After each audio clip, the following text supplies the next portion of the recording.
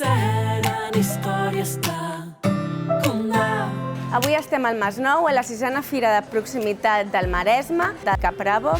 Des de l'Ajuntament del Masnou valorem molt positivament aquesta activitat, que és una oportunitat perquè els productors donin a conèixer el seu producte. Que Caprabo hagi apostat per això és imprescindible pel desenvolupament de la comarca, pel desenvolupament d'una sèrie d'activitats de la pagesia, de la ramaderia, dels formatgers, que és absolutament imprescindible. De fet, aquest supermercat on avui ens trobem té 30 anys.